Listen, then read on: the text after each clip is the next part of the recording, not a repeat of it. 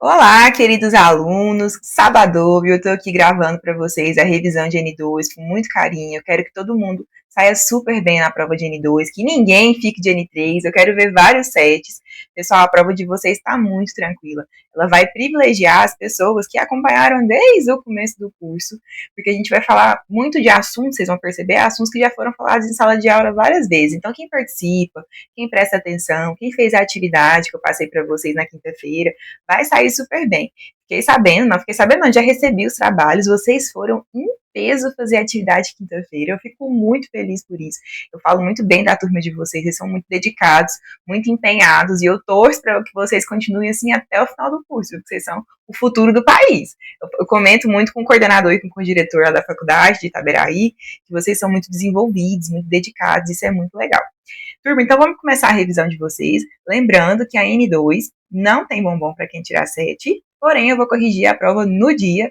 E aí, quem atingir a média e quiser entrar de férias já está livre. Na próxima semana eu estarei na faculdade para atender vocês caso vocês precisem. Mas quem quiser já sair de férias, tiver atingido a média, pode ficar à vontade. Não precisei que não vai ter falta, tá bom? E eu vou organizar para fazer assim como eu fiz na N1. Corrigir um dia e lançar no outro dia de manhã, tanto o TDE quanto a nota de N2, tá bom? Sem muitas delongas, vamos iniciar aqui. Eu vou projetar a tela para vocês. Turma, quem não é inscrito no meu canal, por favor, se inscreva, tá bom? A professora tá aqui sábado à noite, gravando, para vocês assimilarem melhor o conteúdo. Eu acho interessante a ideia do vídeo, que vocês conseguem ver, assistir, repetir. Processo civil não é uma disciplina fácil, apesar de ter o nome Processo e Resolução de Conflitos. A gente estuda o CPC, então não é fácil. Aqui é importante, o bom do vídeo é que vocês conseguem repetir e assimilar melhor o conteúdo. Se tiver alguma dúvida, pode me mandar o e-mail, tá bom? Vamos começar falando de impedimento e suspeição. Em sala de aula, a gente leu mais de uma vez o artigo 145, nós fizemos questões também. Façam as questões do material, tá bom? Porque na prova tem questão do material. Deve ter umas 2, 3, mas tem, tá bom? Então, façam as questões. Turma, impedimento e suspeição. Impedimento, a gente lembra, né, que estudamos impedimento e suspeição, tem um que é menor que o outro. E o que é menor é o suspensão. Suspeição. O que eu recomendo vocês? Decorem o que é suspeição. Isso para resolver questões, tá bom? Decorem o que é suspeição e resolvam o que é impedimento por exclusão. Então, o que não for suspeição vai ser impedimento. E é importante também dar uma lida lá no impedimento para poder ter uma noção do que é e ir assimilando. Então, isso é para as questões futuras. Aqui para nossa prova, eu trouxe para vocês os casos de suspeição, que olha só, amigo, íntimo ou inimigo de qualquer das partes ou de seus advogados, que receber presentes de pessoas que tiverem interesse na causa antes ou depois de iniciado o processo, que aconselhar alguma das partes acerca do objeto da causa, ou que subministrar meios para atender às despesas do litígio. Quando qualquer das partes for credora ou devedora de seu cônjuge ou companheiro ou de parentes destes, em linha reta até o terceiro grau. Eu não vou explicar aqui detalhadamente, porque em sala de aula a gente viu sobre esse artigo mais de uma vez, impedimento, suspeição. Trouxe aqui para vocês, a suspeição está ligada à questão mais íntima, né? Do juiz, ou então de qualquer do Ministério Público. Quando a gente fala de suspeição, é algo mais íntimo. Quando a gente fala de impedimento, é algo relacionado mais ao processo em si. Então, olha só. Aqui a gente lê os casos de suspeição. A suspeição também quando o interesse no julgamento do processo em favor de qualquer das partes, né? Suspeição do juiz. Então, recomendo que vocês decorem os casos de suspeição. E no caso de impedimento, lá especificamente para a nossa prova, eu queria que vocês tivessem atenção a esses dois incisos aqui, ó, inciso 3 e inciso 4. A impedimento do juiz, sendo-lhe vedado exercer suas funções no processo, quando nele estiver postulando como defensor público, advogado ou membro do Ministério Público, seu cônjuge ou companheiro ou qualquer parente consanguíneo, afim, em linha reta, colateral, até o terceiro grau. Quando for parte do processo, ele próprio, seu cônjuge ou companheiro ou parente consanguíneo afim em linha reta colateral até o terceiro grau. Observem que aqui no impedimento, quando a gente fala de um familiar, nos casos aqui está falando de terceiro grau. Então, se vocês identificarem na prova alguma questão que fale de quarto grau, tá errado, tá bom? No caso de impedimento. Mas decorem as suspeições. Pode dar uma lida também nos impedimentos se vocês quiserem, mas fiquem atentos a essa parte aqui do terceiro grau, tá bom? Não coloquei títulos aqui, coloquei só os artigos, e os artigos eles não estão em ordem, tá bom? Mas a importância do artigo eu vou trazer para vocês. Então, olha só. Artigo 178. O Ministério Público. Pessoal, eu quero que vocês tenham na cabeça de vocês bem definido o que é o Ministério Público, o que é a Defensoria Pública, o que é a advocacia pública. E aqui eu quero trazer uma importância da participação do Ministério Público, ao artigo 178. O Ministério Público será intimado para, no prazo de 30 dias, intervir como fiscal da ordem jurídica nas hipóteses previstas em lei ou na Constituição Federal e nos processos que envolvam interesses de incapaz. Pessoal, olha só, o Ministério Público ele vai intervir como fiscal da lei nos casos em que tenham processos que envolvam o interesse de incapaz. Aqui vocês estão estudando sobre a capacidade civil lá com Marx, mas aqui não está falando de incapacidade absoluta, não está falando de incapacidade relativa, está falando do interesse do incapaz. Então, por exemplo, se tiver alguma questão falando sobre menor de idade, algum interesse que envolva menor de idade, e eu não estou falando do relativamente incapaz e do absolutamente incapaz, que é o menor de 16 e entre 16 e 18, eu estou falando simplesmente do incapaz ali, então qualquer menor de idade. Se tiver alguma questão falando do menor de idade, alguma relação processual, pessoal, se o Ministério Público não intervir da forma que ele deve intervir, aqui no caso fiscal da ordem jurídica, tem grande riscos não, né? O processo é nulo e em alguns casos ele é anulável, tá? Então vamos ler aqui o artigo 279. É nulo o processo quando o membro do Ministério Público não for intimado a acompanhar o caso em que deva intervir. Então aqui a gente está falando de um caso de nulidade, também tem casos de anulabilidade, tá bom? Então se vocês verem algo relacionado a isso lá na nossa prova, principalmente falando de menores, e eu não estou falando do entre 16 e 18, ou então abaixo de 16, eu estou falando de menor de uma forma geral, o Ministério Público ele precisa intervir. Se ele não intervir, se ele não for intimado, o processo, né, ele é nulo ou ele pode ser anulado. Seguindo aqui, vamos falar sobre os papéis do juiz. Como eu disse para vocês, os artigos não estão em ordem e eu não coloquei os títulos, né, mas aqui eu estou relatando para vocês.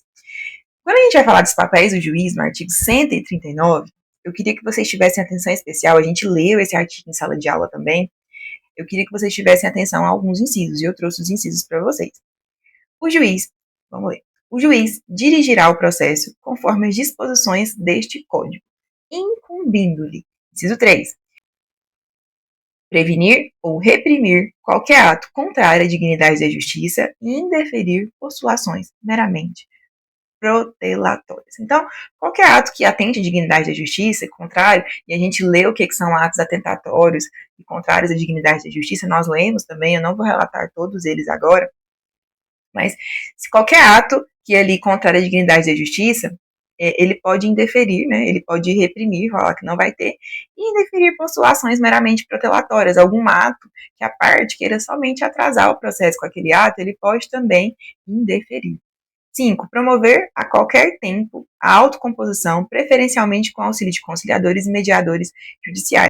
Lembra que eu falei para vocês que o juiz ele pode propor acordo, conciliação a qualquer tempo, independentemente, claro, vai acontecer antes do processo pelos conciliadores lá na agência de conciliação, pode acontecer durante o processo, pode acontecer enquanto o juiz estiver ouvindo a testemunha. Lembra que eu falei para vocês que ele pode falar assim, não, testemunha, pausa aí, realmente não tem proposta de acordo? Então ele pode fazer isso a todo tempo, até o final do processo, tá bom? Inclusive, pessoal, pode haver acordo depois da sentença. Então, teve a sentença ali, o réu não consegue pagar o valor todo à vista. Ele fala assim, não, vamos fazer um acordo. Ele fala diretamente com a parte altura, vamos fazer um acordo aqui para eu parcelar. Também é possível, tá bom? Então, promover a qualquer tempo a autocomposição, preferencialmente com auxílio de conciliadores e mediadores judiciais. 6. Dilatar os prazos processuais e alterar a ordem de produção dos meios de prova, adequando-os à necessidade do conflito, de modo a conferir maior efetividade à tutela do direito. Não vou explicar porque isso aqui é autoexplicativo, né? 8. Determinar a qualquer tempo o comparecimento pessoal das partes para inquiri-las sobre o fato de causa, hipótese em que não incidirá a pena de confesso. O que eu quero dizer para vocês? Que o juiz ele pode pedir o comparecimento de qualquer das partes lá, judicialmente, para poder inquiri-las, perguntar sobre fatos para elas.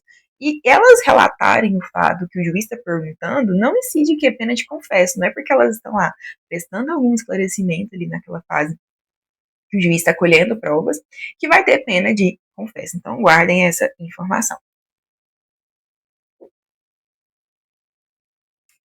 Artigo 47. Para as ações fundadas em direito real sobre imóveis, é competente o foro de situação da coisa. A gente falou em sala de aula a competência de foro para coisas móveis e imóveis, pessoal. Aqui, falando de coisas imóveis, de um imóvel, de uma fazenda, de uma casa, de uma terra, o que for, quando é imóvel, a ação possessória imobiliária será proposta no foro de situação da coisa, cujo juízo tem competência absoluta. Então, a fazenda lá em Fortaleza, na capital de Fortaleza, que é o Ceará. Se a fazenda for na capital, o foro, o lugar onde vai ser protocolada a ação, o juízo competente, é lá na capital do Ceará, Fortaleza. Então, não posso protocolar uma ação versando sobre uma terra, uma fazenda, lá de Fortaleza, aqui em Goiânia, na justiça aqui de Goiânia. Por quê? Porque é incompetente. Aqui a gente tem uma competência absoluta, que é o foro de situação da coisa em ação possessória imobiliária. Seguindo, falei para vocês em sala de aula sobre conexão, continência e litispendência. Lembra que eu escrevi lá no quadro, fui informando cada um o que é igual, o que é diferente, o que é o que. Pessoal, aqui eu trouxe para vocês especificamente para a nossa N2 a continência. O que é continência, Tainara? Olha o que eu coloquei para vocês no slide. Vocês estão vendo que A e B possuem uma ação, né? Aqui a gente está falando que A não é que elas são iguais, né? A ação de A e B, mas elas têm uma igualdade. Mas olha só, as partes são iguais, a causa de pedir é a mesma, o pedido em uma abrange mais do que o da outra, e quando a gente tem que o pedido de uma abrange mais do que o da outra, a ação da outra está contida em uma. Olha só, vou explicar aqui para vocês. Ação A e ação B. Vocês estão vendo aqui que as partes são as mesmas, né? Mesmo autor e réu, mesmo pedido, né? O pedido de A é maior que o pedido de B. Então, a ação B está contida em A. Então, a ação B está dentro da de A. Renata, fala isso com exemplos. A gente deu o exemplo em sala de aula, eu falei um exemplo, acho que do veículo, mas aqui eu vou falar para vocês um exemplo de um contrato. Pessoal, vamos imaginar a seguinte situação. Pedrinho está me devendo 5.000 reais. E eu tenho conversas, eu tenho uma nota promissória que está comprovando essa situação. Eu entro com ação na justiça falando que eu quero que Pedrinho reconhecer aquele título executivo, Pedrinho me pagar. Entro na justiça com as minhas provas e o juiz reconhece que aquela dívida realmente existe, que o Pedrinho me deve 5.000 reais. E eu entro com outro processo pedindo para o juiz executar aquele valor. Falar, ó, juiz, execute aquele valor, eu quero receber aquele valor, 5.000 reais de Pedrinho. Pessoal, quando a gente tem o reconhecimento de um título executivo judicialmente, né, que é o caso, por exemplo, da promissória, quando o juiz reconhece que aquele título existe, na própria ação, a gente pode pedir a execução. Então, ali na mesma ação, eu vou pedir o reconhecimento do título e eu vou pedir também a execução. Posso fazer tudo na petição inicial, eu posso fazer em partes separadas, mas vai ser dentro de um mesmo processo. Se eu abrir um outro processo dizendo que eu quero a execução daquele título, que foi reconhecido por meio de outro processo, vai ser indeferido sem resolução do mérito, o meu pedido. Por quê? Porque vão entender que o meu pedido B, de somente execução, ele está contido em A. É só eu ir lá na minha ação, ó, o título está reconhecido, então vamos executar. Isso acontece, pessoal, em todas as nossas ações. Por exemplo, quando a gente entra com qualquer ação no judiciário, de danos morais, de danos materiais, o que for, quando o juiz reconhece que está devendo, ele emite ali uma sentença, certo? Então, ele coloca na sentença que ele defere o pedido totalmente, ou então parcialmente, da parte autora, e coloca ali um valor estipulado. Qualquer ação nossa, se a gente não pedir a execução daquele título, o juiz não vai executar. A gente fica tendo ali somente o título executivo. E a gente faz isso dentro da mesma ação. A gente não abre uma outra ação à parte para executar o título. A gente pede isso dentro da mesma ação.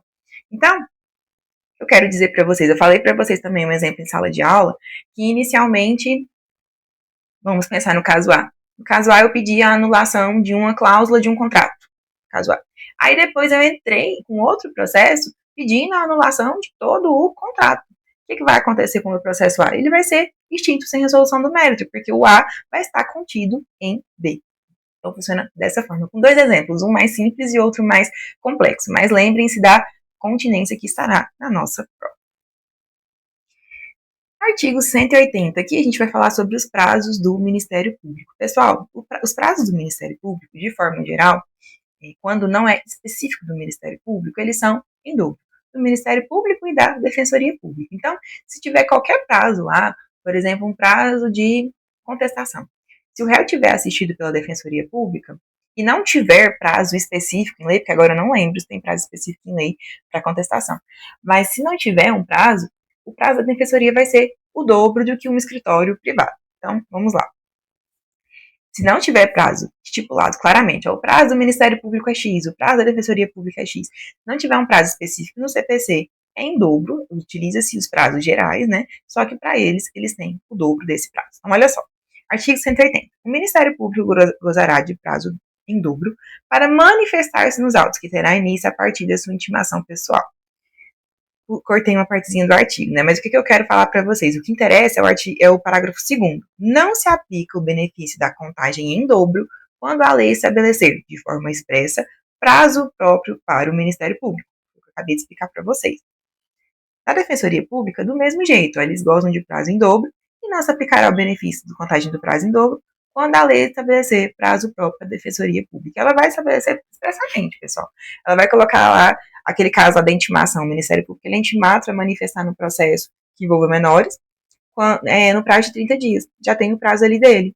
Então, nesse caso, não conta o dobro, conta o prazo que é dele realmente, tá bom? Seguindo aqui, ainda falando sobre prazos, né, que a gente tem questões sobre prazo na nossa prova, artigo 219. Na contagem de prazos em dias, estabelecido por lei ou pelo juiz, computar-se-ão somente os dias úteis.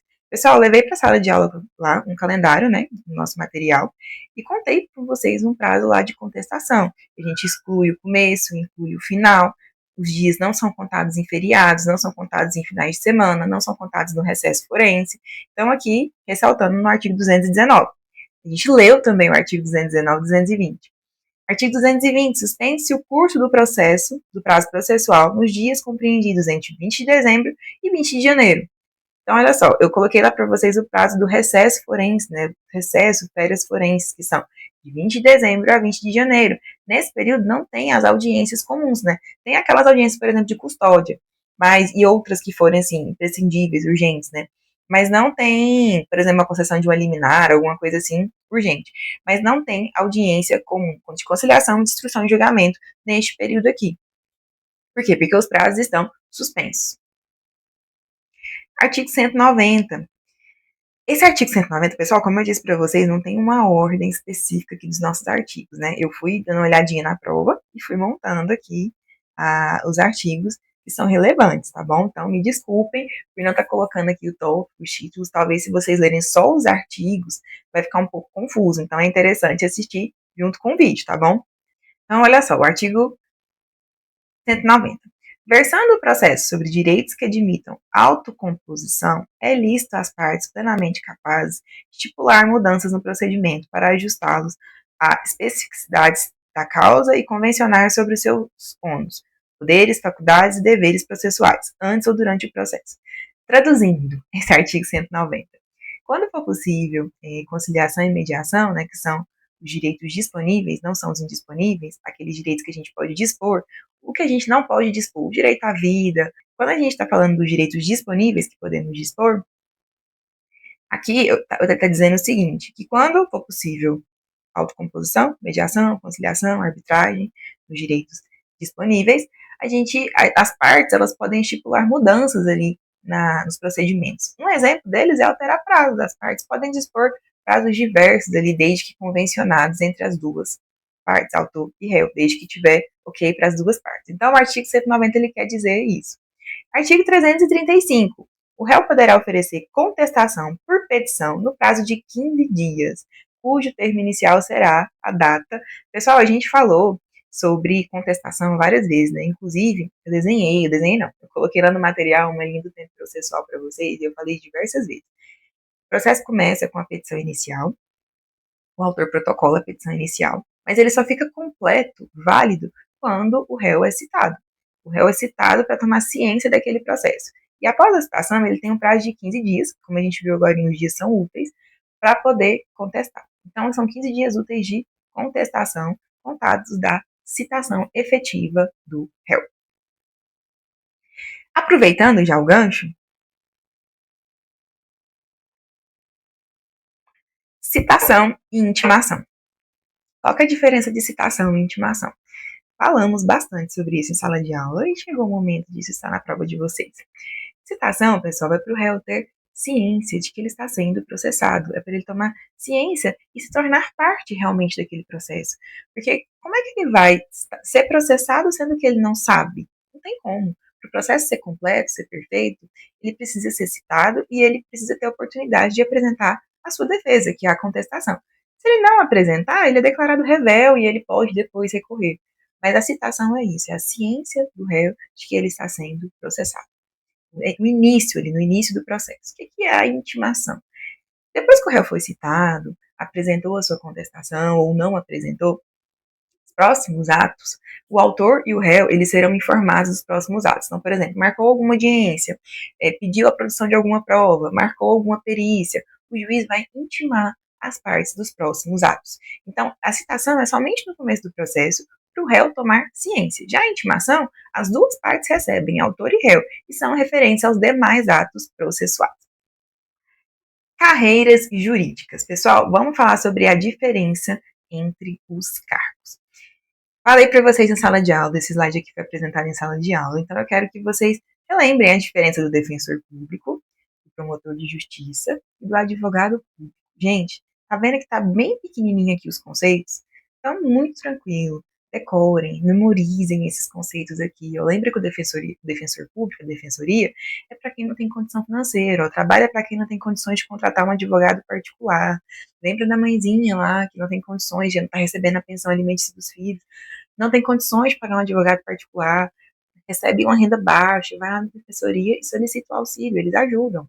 O promotor de justiça trabalha em defesa do regime democrático, dos interesses sociais individuais indisponíveis. O promotor de justiça, pessoal, ele tem mais de uma função, né? No criminal a gente percebe aquela ideia de acusação, no direito dos incapazes a gente percebe aquela ideia de fiscal da lei, mas grava aqui, ó, trabalha em defesa do regime democrático, da democracia, dos interesses sociais da coletividade e dos individuais indisponíveis, né? A gente não pode dispor, por exemplo, do direito à vida. Advogado público, trabalha em defesa dos governos e do Estado. Então, lembra lá da AGU, da Advocacia Geral da União, que vai defender a União, da PGE, Procuradoria Geral do Estado, que vai defender o Estado, são os advogados do Estado, vai defender os interesses estatais com unhas e dentes. PGM, Procuradoria Geral do Município também. A estrutura do Poder Judiciário, gente, eu coloquei para vocês aqui a estrutura, coloquei em sala de aula. Vocês queriam que eu desenhasse ela em sala de aula, eu não desenhei para vocês, mas turma, olha só, muito tranquilo mesmo. Aqui essa parte do CNJ vocês nem precisam colocar na prova, tá? Porque não foi explicado em sala de aula, que é o Conselho Nacional de Justiça. Mas gravem aqui a estrutura do Poder Judiciário e eu recomendo vocês iniciarem pela primeira instância. Então, olha só, na primeira instância tem a justiça comum e a justiça especializada, né? Justiça comum, juízes de direito, juízes federais, justiça especializada em primeira instância, juízes do trabalho, juízes de junta eleitoral, juízes militares. Aí vai para a segunda instância, já puxa a próxima setinha aqui. Depois tem o TJ, TRF, TRT, TRE. No STM, na Justiça Militar, não temos né, a gente não tem aqui segunda e terceira instância, né? A gente tem só o STM, então não tem um tribunal regional militar, a gente tem somente o STM, que é a próxima instância. STJ, TST, TSE, aqui lembra que eu coloquei para vocês na Justiça Especializada, eu escrevi no quadro, tem uma palavrinha para ajudar a lembrar sobre a Justiça Especializada, é o TEM, T-E-M, que é Trabalhista, Eleitoral e Militar, inclusive que está bem nessa ordem. E por último, lá em cima, o STF, tá bom, pessoal? Saibam identificar na prova o que é Justiça Comum e o que é Justiça Especializada, tá bom? Aqui do do TRF, aqui do TJ para trás, é Justiça Comum. Do TEM aqui, que é o Trabalhista, TSE e Militar, é a Justiça Especializada, tá bom, turma? Desenhem vocês aí em casa, é muito interessante vocês saberem para onde que vai, quando recorre em segunda instância, quando recorre em terceira instância, é muito interessante tudo isso, tá bom? Pessoal, aqui sobre o conflito de competências, eu queria que vocês tivessem uma atenção especial lá no último item. Se for conflito entre o juiz estadual e o juiz federal, a competência é do STJ. Então, você não sabe, a gente leu lá que é competência do Estado, inclusive a competência do Estado é residual. Lembra que a Constituição Federal fala o que é competência da Justiça Federal e o que não for residual é do Estado. Então, aqui eu quero que vocês entendam que se tiver um conflito de competência entre um juiz estadual e um juiz federal, quem vai resolver é o STJ, tá bom? Relacionado também à nossa estrutura do Poder Judiciário. Turma, encerramos. Então, eu agradeço a participação de todos vocês são demais, viu? Eu quero todo mundo tirando 7, eu quero todo mundo saindo super bem na prova. Eu tenho um carinho muito grande por vocês. Semestre que vem eu continuarei em Itaberaí, para quem ainda não sabe da notícia, eu acho que eu cheguei a comentar com um aluno só, não tem nada a ver com o Ítalo. Então, semestre que vem eu estarei em Itaberaí, provavelmente, grandes chances de dar aula de direito constitucional, tá bom? Pelo que a coordenação me passou, a minha turma vai ser de constitucional. Talvez mude, talvez, mas grandes chances de eu ficar na turma de constitucional mesmo, como eu tinha previsto, tá bom? Então, eu tenho um carinho muito grande por vocês, eu quero que todo mundo saia super bem nessa prova. É, vão assistir a revisão, assistam mais de uma vez, uma, duas, três vezes. Desculpa a demora para poder disponibilizar, tá bom? Mas acho que vocês estão com um tempinho para assistir. Qualquer dúvida, é só me mandar um e-mail, tá? Então, não esquece também de se inscrever no meu canal. Então, tchau, até quinta-feira que vem. Beijão para vocês.